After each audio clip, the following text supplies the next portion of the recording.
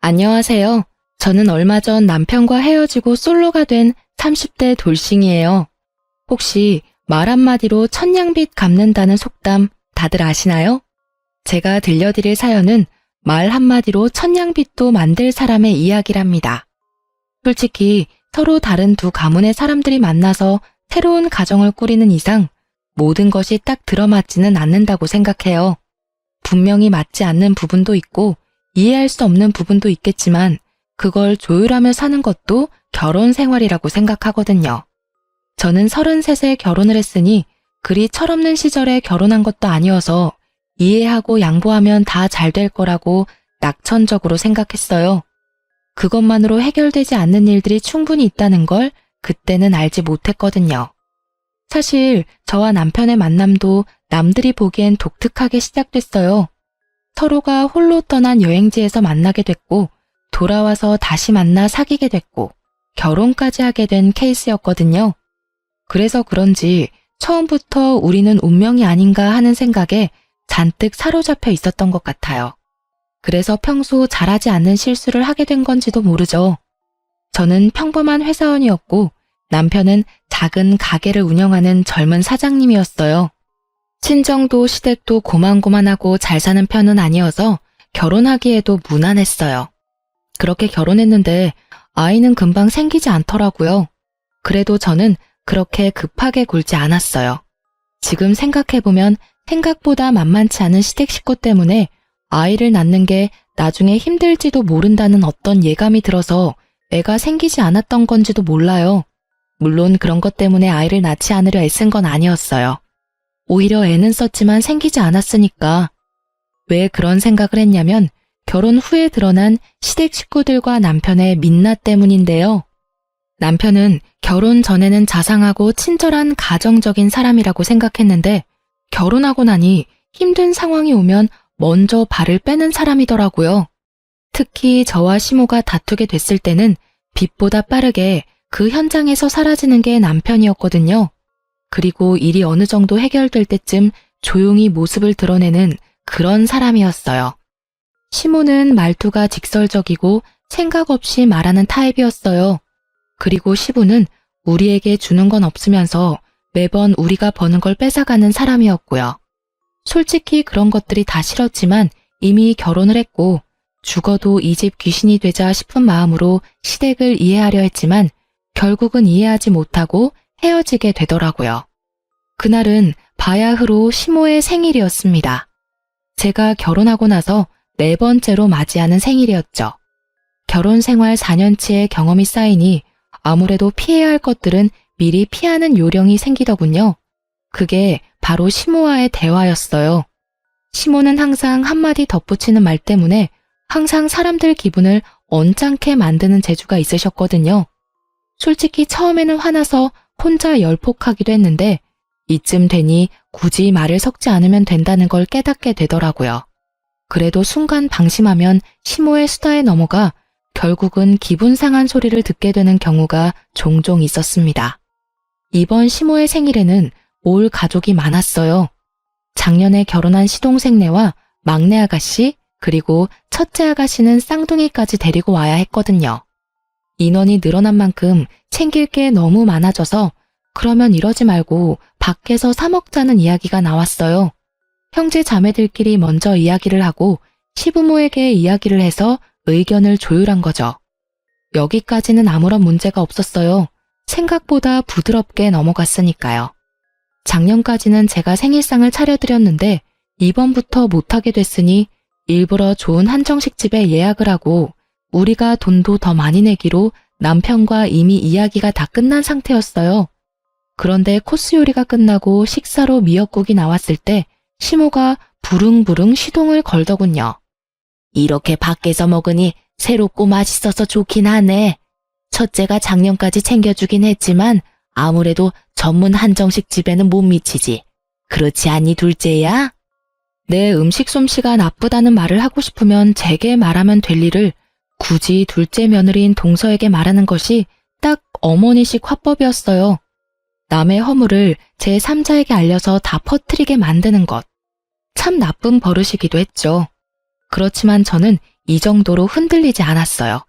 제가 처음에도 말씀드렸다시피 시모는 원래 그런 말을 잘하는 분이셨고 저도 내공이 쌓일 대로 쌓였으니까요. 그러셨어요? 그러면 처음부터 한정식 집으로 모실 걸 그랬네요.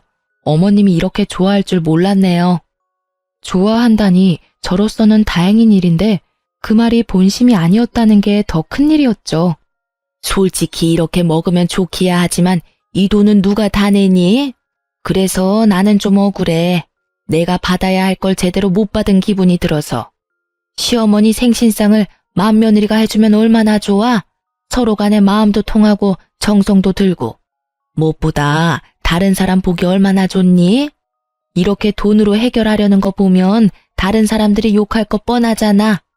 혹시 너 친정집에서도 어른들 생신에 돈으로 때우려 하니? 그 이야기를 듣는 내내 뱃속에서 불덩어리가 치밀어 오르는 걸 꾹꾹 눌러 참느라 애썼어요. 누가 들으면 제가 시모 생신상을 안 차린 것처럼 말하니 말이죠.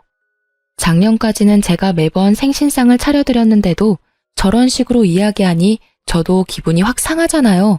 게다가 친정집까지 건드는 건 예의도 아니고요. 우리 엄마야 밥을 차려 먹든 나가서 먹든 본인이 무슨 상관인데요. 어머님, 억울하시더라도 좀 참으세요.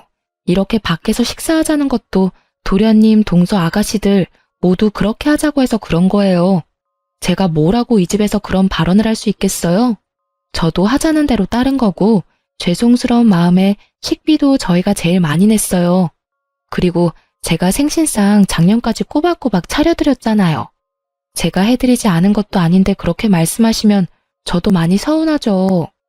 그렇게 말했더니 시모가 눈을 동그랗게 뜨고는 저한테 말하더라고요. 넌 무슨 말을 그렇게 감정적으로 받아들여? 그냥 내 생각이 그렇다는 거야. 누가 너더러 그렇게 해달라고 했니? 그럴 거였으면 생일 되기 전에 미리 말했을 거다. 나 참 어이가 없어서 한마디 했더니 아주 100마디 말로 시무를 나무라네. 그런 생각이 드셨으면 생각만 하시지 왜 그걸 딱 동서를 꼬집어서 말씀하셨어요? 다른 사람들 앞에서 제가 어떤 사람이 되었는지 아세요? 시어머니 모시지 않는 천하 불효의 며느리로 만드셨는데 그럼 제가 그런 말도 못하나요? 제 말에 남편이 더 놀라 저를 데리고 나가더군요. 저는 이미 화가 나서 기분이 상해 있는 상태였고 남편은 답답한 듯 머리를 쓸어넘기며 저한테 말하더라고요. 당신 왜 이렇게 못나게 굴어? 어머님이 그런 분인 거 다 알고 있잖아. 그럼 좋게 좋게 넘어가면 되지. 왜 긁어 부스럼을 만들어? 어머니랑 똑같은 수준으로 행동하냐고. 여태까지 잘했으면서 왜 지금은 못 참는 건데? 참는 게 더 이상한 거 아니야? 아니, 나 욕하려면 나한테 하면 되고 내 욕만 하시면 되지. 친정엄마 들먹이는 거에 꼭 동서한테 들으라는 식으로 이야기하면 내가 뭐가 돼? 사람들 앞에서 내가 잘못했다고 까발리면서 욕하게 만들고 싶으신 거잖아. 이 집에서 나 혼자 욕먹으면 다 해결되는 일이야? 그래서 나는 내내 참아야 하는 거야. 내가 언제까지 참아야 하는데? 그래, 그건 좀 심했다고 나도 생각은 했어. 그렇지만 너도 평상시처럼 좋게 넘어갈 수 있었잖아. 제대로 처신할 수 있으면서 왜 너도 애처럼 굴어? 엄마랑 싸운다고 해결되는 건 아무것도 없는데 그냥 흘려들어. 아무도 그게 진짜라고 생각하지 않으니까. 진짜라고 생각하지는 않겠지. 그런데 어머님이 나한테만 계속 그러시면 나중에 어떻게 되는지 알아? 나는 욕바지가 당연한 사람이 된다고. 그런 분위기가 계속되면 언제까지고 나 하나만 희생하면 되는 그런 상황이 되는 거라고. 비약해서 생각하지 마. 그리고 진정해. 좋은 날 망치지 말고 그냥 조용히 해결하자. 어? 나 정말 이렇게 둘 사이에 끼이는 거 엄청 스트레스거든? 스트레스는 제가 다 받고 있는데 저딴 식으로 말하는 남편을 보니 더 화가 나더라고요. 그래도 참았어요. 그래, 원래 그런 거다. 그런 사람이다. 그렇게 생각하며 다시 돌아왔는데 시모가 아주 눈물을 흘리며 피해자 행세를 하고 계시더라고요. 넌 어떻게 나한테 그런 말을 할 수가 있어? 네가 나를 평소에 그렇게 생각했으니 그런 말을 내뱉었겠지. 너한테 내가 시어머니이긴 하니? 어떻게 동네 지나가는 아줌마들한테 하는 것처럼 화를 낼 수가 있어? 죄송해요, 어머니. 그렇지만 저도 어머니가 평소에 저를 어떻게 생각하고 계셨는지 잘 알게 돼서 다행이라고 생각해요. 앞으로는 이렇게 대접해드리고도 욕먹는 짓 안 하도록 아예 처음부터 아무것도 안 할 테니까 그냥 처음부터 편안하게 욕하세요. 욕 얻어먹을 짓 하고 욕 얻어먹는 건 저도 그렇게 억울하진 않거든요. 솔직히 그게 더 마음 편해요. 제가 그 말을 하자 다들 말을 잊지를 못하더라고요. 이렇게 당돌하게 말할 줄 몰랐나 보죠. 여태껏 참고 또 참았는데 또 참을 줄 알았나 봐요. 저도 인간인지라 한계치는 있거든요. 그래서 결국 터져버렸는데 남편은 눈을 질끈 감더라고요. 저는 차라리 속이 시원했어요. 저는 그 뒤로 시댁과 최대한 멀리하기로 결정했고 그 결정에 남편도 큰 이견은 없었어요. 혼자 시댁에 왔다 갔다 해야 한다는 건 걱정했지만 시모와 저 사이에 끼어서 끙끙대는 일을 피할 수 있었으니 본인도 그게 좋다고 판단한 결과였겠죠. 그 뒤로 저는 설과 명절 이외에는 일절 방문하지 않았고 뭐든 돈으로 해결했어요. 이렇게 하다 보니 마음은 편했지만 돈이 많이 나가서 영 별로더라고요. 그래도 어쩔 수 없는 일이라 여겼어요. 어렵게 찾은 마음의 평화를 다시 빼앗기고 싶지는 않았으니까요.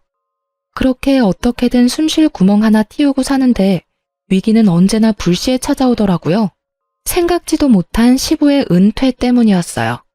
시부는 중소기업의 기술자로 다니고 계셨는데 굳이 정년도 되지 않았는데 은퇴를 하시려고 하더군요. 몸이 힘들다는 말도 지나가며 몇 번 하셨고 본인이 하고 싶어하는 의지도 없어 보였어요. 연세가 있으시니 그러려니 했는데 정말로 퇴사를 결정하고 나올 줄은 저희도 몰랐죠.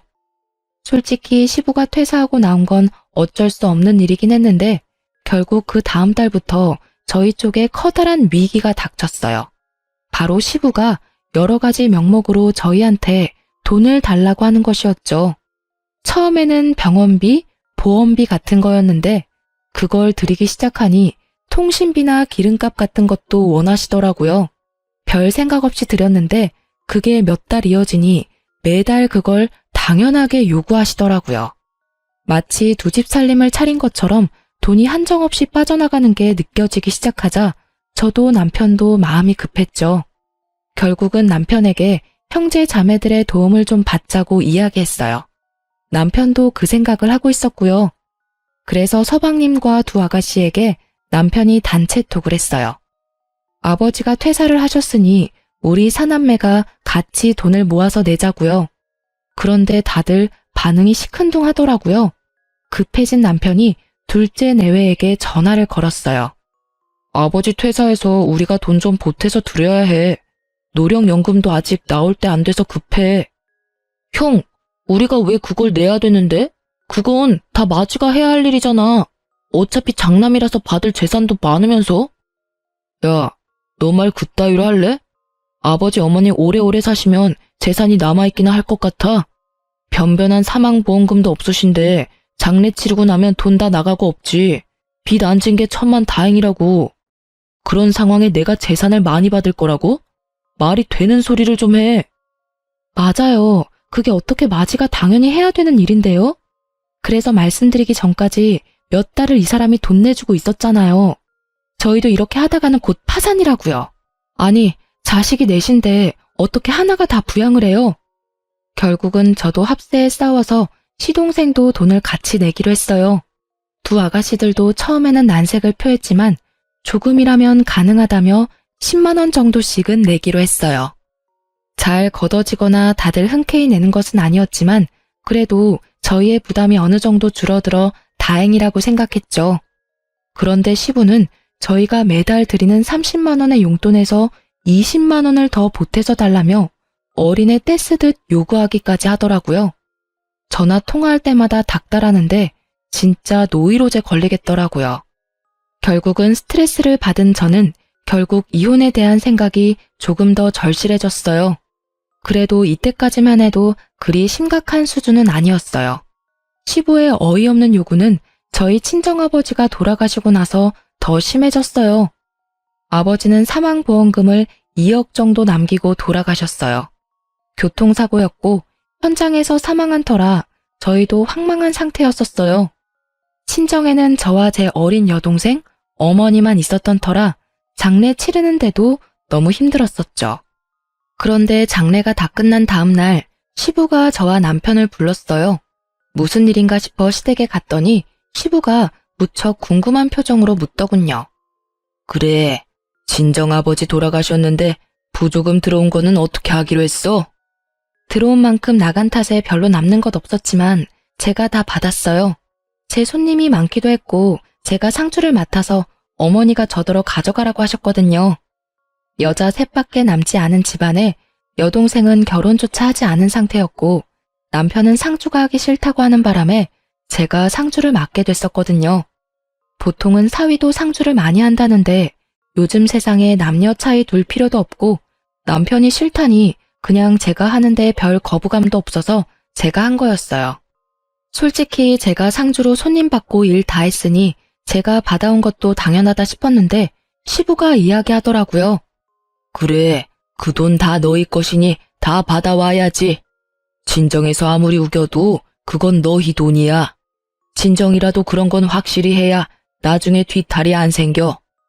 웬일로 멀쩡한 말을 하나 싶었는데 다음 말로 그 생각이 와장창 무너졌어요. 그런데 다돈 어른 보험금은 어떻게 하기로 했냐? 그것도 네가 가져오는 거야? 가족이 셋뿐이니 셋이서 나누기로 했어요. 별 생각 없이 던진 말이었어요. 그렇게 하기로 결정이 된 상태였고 친정엄마가 저한테 7천만 원을 주기로 하셨어요. 그래, 그렇게 해야지. 당연한 일이야. 사망보험금도 다 같이 나누는 게 맞는 일이지. 그렇게 말하는 시부를 보며 왜 저런 당연한 말을 하시지 싶었는데 그 다음 날부터 시부에게서 전화가 왔어요. 아유, 며느라가 내 차가 요새 말을 안 들어. 어떻게 고치긴 해야 할 것 같은데 돈이 많이 들 것 같아서 고민이구나. 어떻게 해야 좋겠니? 차가 고장 나셨어요? 일단 그이한테 전화해서 물어보는 게 더 빠를 것 같아요. 제가 차를 몰지 않으니 차에 대해서 잘 모르거든요. 차에 대해 전혀 모르는 저한테 전화를 하시길래 남편에게 전화해보라고 했는데 그 다음 날부터 남편은 차를 사야 한다는 시부의 닥달에 시달린다며 저한테 하소연을 하더라고요.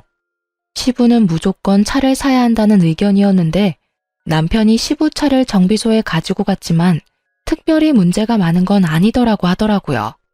오래된 것만 몇 개 바꾸면 문제없고 돈도 많이 나오지는 않는다고 했는데도 시부는 막무가내로 차를 바꿔야 한다고 고집을 피웠죠.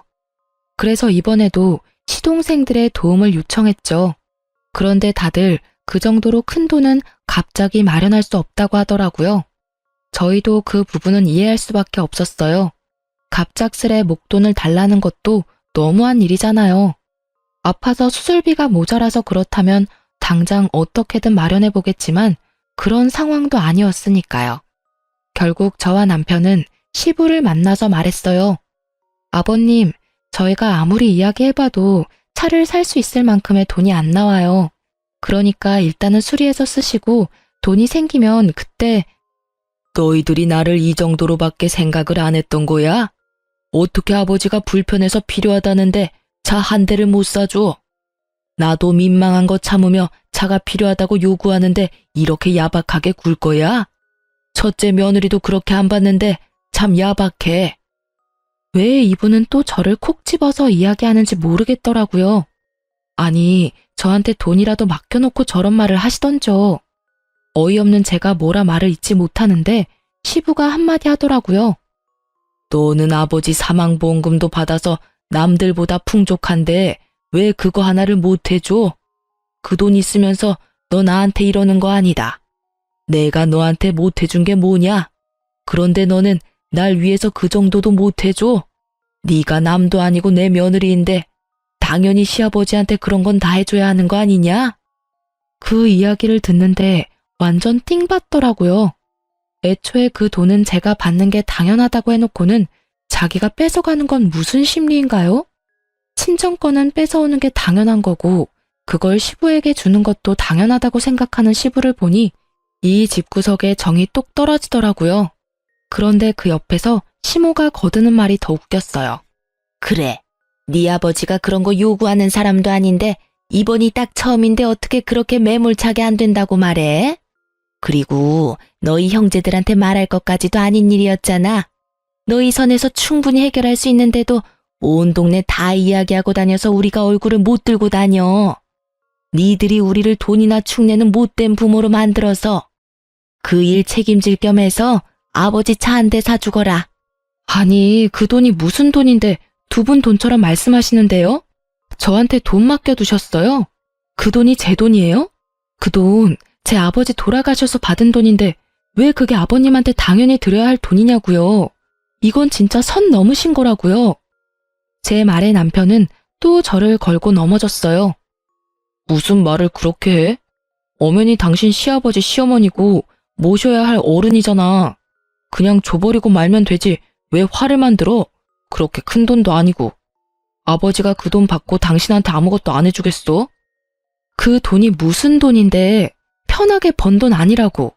우리 아버지 죽어서 받은 돈인데 왜 그걸 이 집에다 줘야 하는데. 당신도 진짜 생각이라는 걸 좀 해. 그저 편하고 싶어서 나만 족치지 말고. 그렇게 말하고 저는 시댁에서 뛰쳐나왔어요. 남편 새끼가 쫓아왔지만 택시 타고 후딱 도망쳤어요. 그리고 택시 안에서 결심했어요. 이혼을 하기로. 이 정도면 충분하잖아요. 더 이상 저런 말 듣고 있으면 제 정신건강에 더 안 좋을 것 같았으니까요. 저는 집에 그날 바로 제가 가지고 있던 보험금과 남편 몰래 모아두었던 돈까지 모두 다 합산해서 친정엄마에게 몰래 맡겨뒀어요. 시댁에서 언제 돈을 가져갈지 모르니 우선 옮겨놨던 거였죠. 그 다음날 시부는 또 연락이 왔어요. 안 받으려고 했는데 남편 휴대폰으로 전화를 하는 바람에 안 받을 수가 없었어요. 그래, 생각 좀 해봤냐? 네가 가격이 너무 부담되면 내가 그거보다 한 단계 낮은 차도 고려해볼 생각이 있단다. 그러니까. 죄송해요, 아버님. 그 돈 다시 어머니한테 돌려드렸어요. 솔직히 어머니 혼자 사셔야 하는데 노후 관리도 힘들 것 같아서 그냥 노후 자금 하시라고 드렸어요. 뭐? 그 돈을 왜 다시 돌려줘? 그게 네 돈인데 왜? 이런 멍청한 애를 봤나? 그거 너희 어머니 손에 들어가면 다시는 안 나와. 절대 네가 못 가진다고. 앞으로 힘들 어머니를 위해 드린 거예요. 솔직히 어머님 아버님처럼 든든한 자식들이 있는 것도 아니고 딸 둘에 혼자 사시는데 돈이라도 든든히 있어야 하지 않겠어요? 너는 그렇게 머리가 안 돌아가? 너는 출가 외인이야. 친정을 그렇게 챙기는 것도 나쁜 일이라는 걸 왜 몰라? 네가 챙겨야 할 사람은 시어른이라고. 부적 옮기는 게 어떤 일인지 몰라서 그런 큰일을 너 혼자 생각으로 결정해? 그 이야기를 듣는데 실소가 터지더군요. 그런 아버님도 두 아가씨들한테 매달 흑염소랑 홍삼 사오도록 시키시잖아요. 딸들이 집에 잘하면 좋으실 텐데 왜 남의 집 딸이 그러는 건 싫으세요? 그리고 아버님, 그 돈은 우리 아버지가 월급에서 꼬박꼬박 매달 보험금 넣어서 타게 된 보험금이에요. 그 돈 중에 아버님이 낸 몫이 하나도 없으니 온전히 우리 집안 돈이고요. 그러니 그만 신경 끄시는 게 좋을 것 같아요. 그렇게 이야기하자 결국 할 말이 없어진 시부는 씩씩거리다가 전화를 끊더군요. 그런데 그 불똥은 다른 데서 튀었어요. 다음날 친정엄마한테서 전화가 왔어요. 빨리 집으로 오라고요. 무슨 일인가 싶어 친정에 갔더니 세상에 시부와 시모가 둘이서 우리 엄마한테 돈 내놓으라고 난리를 피우고 있지 않겠어요? 당장 돈 내놓으시오. 아니 딸이 무슨 잘못이라고 딸 몫을 홀라당 가져가. 우리 며느리 돈 빨리 안 돌려주면 우리 여기서 한 발짝도 안 나가요. 아니 왜들 이러세요? 저한테 돈 맡겨놨어요? 그리고 당신의 며느리가 내 딸이라고요. 딸이 저한테 준 돈을 당신들이 뭐라고 돌려달라 마라 큰 소리 친단 말이에요? 완전 빚쟁이처럼 집 앞에 진을 치고 있는 시어른들을 보니 저는 제가 처신을 잘못했구나 하는 생각이 먼저 들었어요. 아예 싹을 밟아놨어야 하는데 제가 어머니에게 돈을 줬다고 하니 어머니한테로 와서 돈을 내놓으라고 할 줄이야. 며느리 돈을 사돈이 가져가도록 뭐라고 했을 거 아닙니까? 그럼 걔가 멀쩡한 정신으로 그 큰 돈을 덜컥 제 어머니한테 줬겠어요? 분명히 안사돈께서 뭐라고 하니 애가 돈을 줬겠지. 제가 뭐라고 하든 그 돈은 딸아이가 알아서 하는 거죠. 사돈분들이야말로 완전 남이면서 어떻게 여기까지 찾아와서 돈돈거릴 수가 있어요? 염치라는 게 있어야지. 이렇게 뻔뻔하게 찾아와서 남의 남편 보험금을 내놓으라 말아 난리냐고요. 시부와 시모는 저희 엄마를 잡아먹을 것처럼 아주 둘이서 협공을 하더라고요. 그만하세요, 어머님, 아버님. 여기까지 무슨 일로 오셨어요? 설마 이렇게 큰일 만들려고 오셨어요? 왜 오긴? 우리가 뺏긴 돈 찾으러 왔지. 아니, 사돈도 그렇게 안 받는데 사람이 이렇게 융통성이 없고 사람이 포악해. 아니, 지금 그 돈을 뺏긴 게 누구신데요? 두 분 중에 그 돈 가지고 계셨던 분이라도 있으세요? 저한테 온 돈이었고 제가 어머니한테 드린 돈이라고요. 뺏긴 게 아니고 제가 자발적으로 드렸어요. 두 분한테 뺏길까 봐. 결국 저와 이야기에서는 끝이 보이지 않을 것 같아 남편을 불렀어요. 처갓집 앞에 서서 씩씩거리는 본인 부모님을 보던 남편도 당황한 듯 눈치를 보더라고요. 설마 진짜 장모집까지 찾아와서 행패를 부릴 줄은 몰랐나 보죠. 저는 설설 기는 남편을 쥐잡듯 잡았어요. 당신은 뭘 했길래 일을 이렇게 만들어? 어떻게 할 거야? 당신이 중간에 알아서 커트를 못 시키니까 결국에 이런 일이 벌어진 거 아니냐고.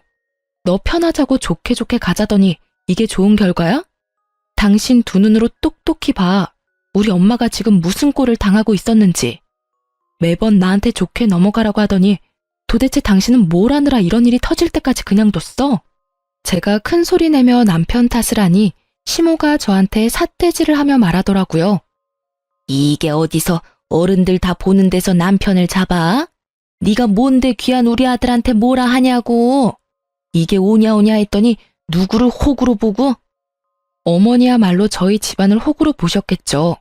그게 아니면 감히 아버지 사망보험금을 시아버지 차살 돈으로 달라는 게 말이나 돼요?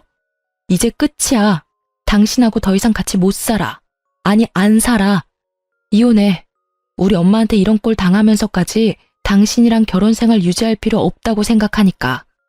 제 말에도 남편은 이 상황이 혼란스러운지 갈피를 못 잡더라고요.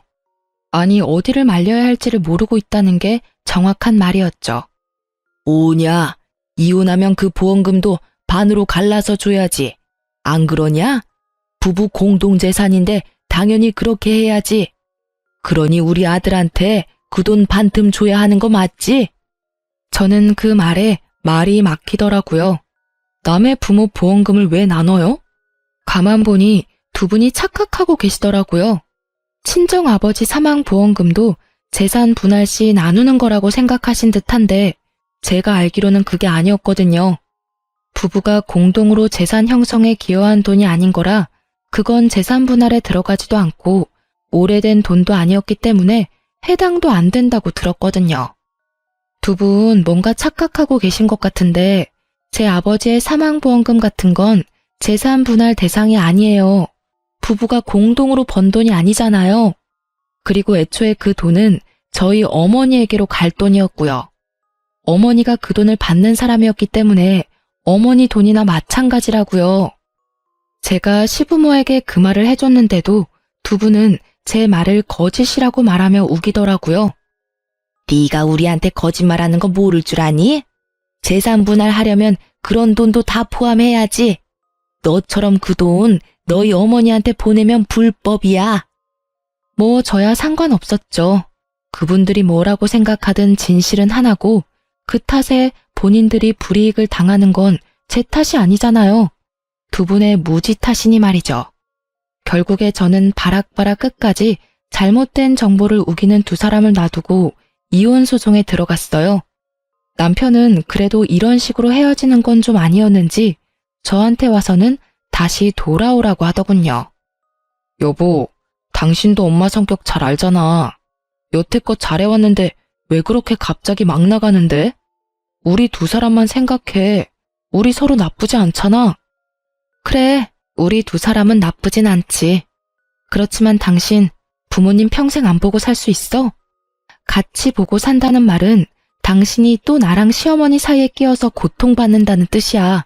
그리고 그런 당신을 보는 나도 속이 미어 터지는 거고. 그런 거 생각하면 헤어지는 게 맞지. 여보, 그래도 다시 한 번만 더 생각해봐. 나도 그렇게 잘할게. 그렇게 해야 당신 마음이 풀린다면 뭐든 할게. 제발 이혼한다는 말은 하지 마. 돌아가게. 친정까지 와서 이런 꼴을 당하게 할 정도면 딸이 그 집안에서 어떤 수모를 당했을지 감이 와. 남의 귀한 딸 데려다가 그런 짓을 했다는 게 믿기지도 않고 믿고 싶지도 않네. 자네가 정말로 우리 딸을 생각한다면 헤어져 주게. 당신 부모들 답도 없어. 남의 보험금을 세상에 자기들 돈처럼 구는 양반들이 어디 있어? 거기다 빚쟁이처럼 집에 찾아와서 그러는 걸 보고도 자네가 우리 딸에게 돌아오라 마라 할 수 있다고 생각하나? 결국 친정엄마의 불호령에 남편은 돌아갔어요. 그리고 이혼은 남편 덕분에 그래도 합의로 잘 마무리가 됐어요. 시부모들은 끝까지 재산 분할할 때 그 돈 가져와야 한다고 우겼지만 법을 이길 수는 없죠. 게다가 시부모의 저를 향한 행동들이 이혼을 제게 유리하도록 이끌어줬고요. 결국 그 재산은 고유재산으로 분류돼서 나누지 않고 저희 집 가격의 절반을 제가 받게 되었고 깨끗하게 법적으로 모든 게 정리가 됐어요. 솔직히 어머니도 저도 갑작스레 혼자가 되어서 힘들기도 했지만 그래도 혼자가 아니라는 사실, 어머니와 함께 있다는 사실에 마음은 편했어요. 그런데 얼마 지나지 않아서 동서에게 연락이 왔어요. 형님, 혹시 전화 괜찮으세요? 이제 형님이라고 안 불러도 돼. 이제 우리 남인데 무슨 형님이야. 그냥 언니라고 불러. 솔직히 시댁 가족들하고 트러블 있었지만 동서한테까지 악감정 있는 건 아니었으니까. 정말 이제까지 어떻게 참으셨어요? 솔직히 저는 지금도 못 참을 것 같아요. 어머님이 저한테 무슨 말을 하는지 아세요? 하나부터 열까지 형님하고 저 비교하면서 그런 건 왜 못하냐, 저런 건 왜 못하냐, 걔가 하면 너도 할 줄 알아야지. 그래놓고선 또 잘하는 거 보시면 그거 잘한다고 네가 잘난 거 아니다. 그러다가 첫째 꼴 난다며 얼마나 타박을 주시는지 대체 어떻게 견뎌야 해요? 저는 해줄 말이 없었어요. 제가 못 버텨서 이혼했는데 이제 와서 무슨 조언을 해줄 수 있겠어요? 글쎄, 나는 그때 솔직히 친정 이야기만 안 나왔으면 그냥 참을 수도 있었을 거야. 그냥 한 귀로 듣고 한 귀로 흘리는 거 알잖아. 나 그거 잘하거든. 동서가 절대로 받아들이지 못할 말을 하는 거 아니고는 그냥 넘겨. 그게 제일 현명한 방법이야. 나는 뭐 실패했지만. 저는 그거 정말 못하거든요. 무슨 말을 해도 가슴과 기억에 콕콕 박혀서 계속 생각나고 또 생각나고. 결국은 총알바지 해주던 형님 이혼하고 나니 저한테 모든 화살이 돌아왔어요. 결국은 저도 시댁 행사에 요새 잘 안 나가요. 갈 때마다 하도 난리를 쳐대서. 오래 가려면 그게 좋을지도 모르지. 안 보면 좀 덜하거든. 근데 언젠간 그 얼굴들을 봐야 하니 말이야. 그래도 잘 지내고 있는 모양이네. 잘 지내요? 어디 가요? 지금 완전 집 난리 났어요. 눈 뜨고 못 봐줄 꼴이거든요. 형님 이혼하시고 아주버님은 재혼하라고 계속 시달리고 있으시고요. 제가 시댁과 척을 지고 있다 보니 그분들이 돈 필요할 때 연락할 곳이 없잖아요. 결국 두 아가씨한테 이거 사느라 저거 사느라 하는 바람에 두 분도 아예 부모님이랑은 연 끊고 지내고 있어요. 그나마 남매들이 사이가 좋아서 이리저리 연락하고 지내서 다행이지. 아니었으면 아예 뿔뿔이 흩어져서 안부 인사도 못하고 지낼 뻔했다니까요. 동서의 이야기를 들으니 본인들이 한 일들에 대한 벌을 지금 받고 있는 것 같더라고요. 자식이 자기 소유이고 자식들 돈이 내 돈이라고 당연하게 생각하는 시댁 어른들의 마인드는 정말 요즘 같은 세상에서는 있을 수 없는 거니까요. 그렇게 동서와의 연락도 그걸 끝으로 더 이상 오지 않았어요. 그리고 그 후 1년이 더 지났을 때 친정엄마와 마트를 가다가 전 시모와 마주친 적이 있었거든요.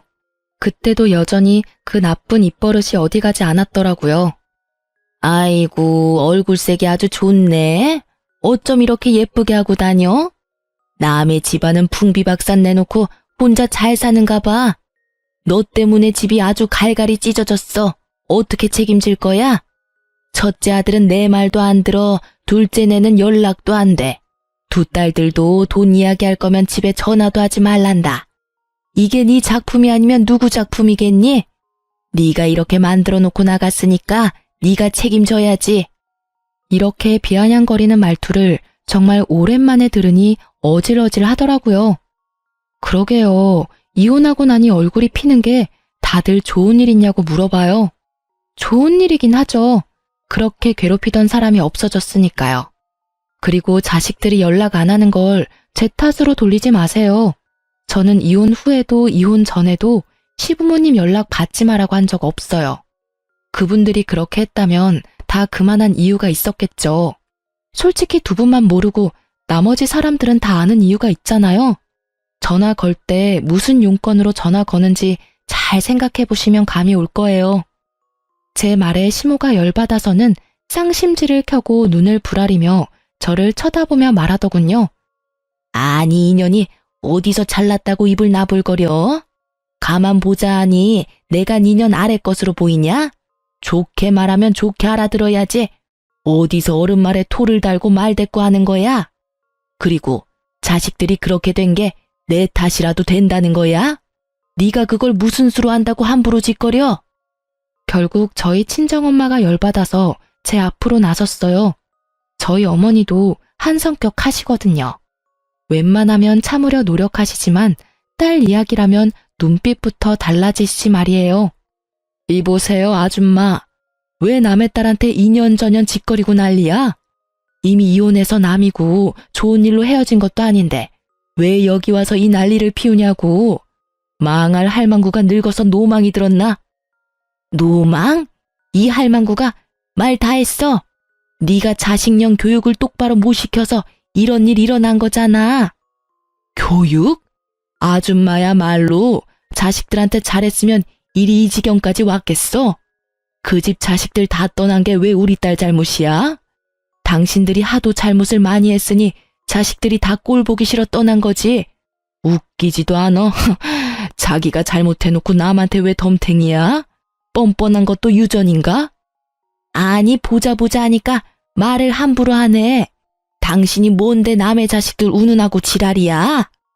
그러는 당신이야말로 한 번만 더 내 딸한테 그런 욕설 퍼부으면 명예훼손죄로 고발할 거야. 할망구 정신이 나갔나 봐? 어디서 미친 소리를 삑삑거려? 결국은 주변 사람들이 다 들러붙어서야 두 분을 떼어놓을 수 있었어요. 그만하세요. 여기는 바뀌고 이럴수록 소문나서 손해보는 건 두 사람 모두인 거 알고 계시죠? 그리고 어머님, 저희는 이미 남이고 법적으로 모든 게 해결됐다고 생각해요.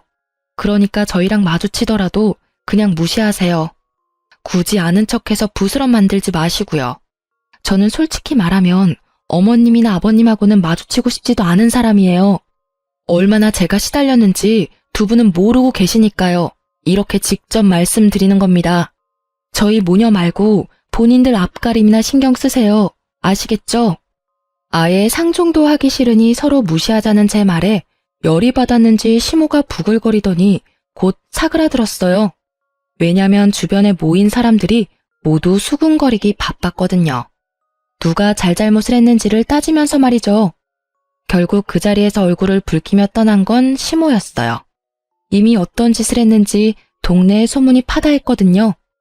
그러게 자식들한테 잘했으면 이런 일 없었을 거고 남편도 알아서 저와 시모 사이 잘 중재했더라면 이렇게까지 될 일도 아니었어요. 나중에 엄마가 소문 하나를 들었는데 남편이 시모 등살에 재혼하려고 했지만 저런 시모가 붙어 있어서 재혼이 계속 불발됐나 봐요.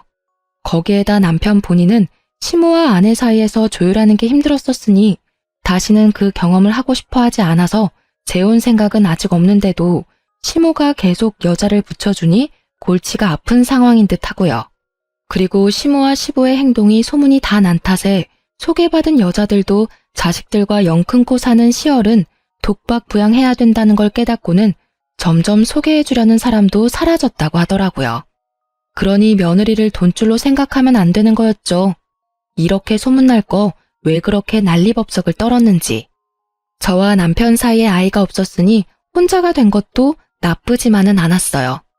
만약 애가 있었다면 더 크게 힘들었을지도 모르고 이렇게 이혼을 결심하는 것도 힘들었을 거예요. 그렇지만 만약 똑같은 일이 벌어났다면 이혼을 하지 않겠다는 결정은 없었을 게 확실해요. 만약 내 아이가 있었더라면 그 아이에게 또 다른 불똥이 튀었을지도 모를 일이잖아요. 현재는 욕심 많고 말버릇 나쁜 시부모 때문에 제 인생에 이혼 경력이 한 줄 생기게 된 건 참을 수 없을 만큼 짜증이 날 뿐이에요. 지금 생각해보면 그런 말이 있잖아요. 말 한마디에 천냥빚도 갚는다는데 시부모들은 말 한마디로 천냥빚을 얻을 사람들인 거죠. 그래도 그런 사람들에게서 빨리 벗어날 수 있었던 것만으로도 지금은 감사하게 생각하는 중이랍니다. 그리고 항상 생각해요. 말하기 전에 한 번 더 상대방을 생각하기. 오해가 생기기 전에 얼른 풀어주기. 민감한 이야기는 몰래 하기. 그런 버릇이 시모 덕분에 생기게 된 거라 그 부분만큼은 감사해요. 살아있는 경험으로 얻게 해준 능력이니 말이죠.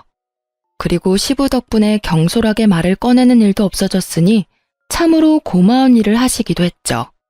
저희 시부모님 사연 어떻게 들으셨나요? 정말 사소한 것에서부터 시작된 일들이 결국에는 이혼까지 가게 만들었다는 게 어떻게 보면 참 신기하기도 해요. 말 한마디, 행동 하나 그런 것들이 상대방에게 크게 영향을 미칠 때도 있잖아요. 저에게는 두 시어른의 행동이 제게 이혼이라는 결정을 하게 만든 가장 큰 영향을 끼쳤다고 생각해요. 그래서 지금도 언제나 말은 조심스럽게 하고 다닌답니다. 사연 들어주셔서 너무 감사하고 앞으로 이런 글을 쓰지 않게 행복하고 즐거운 생활만 할 수 있도록 노력하도록 할게요. 그럼 안녕히 계세요.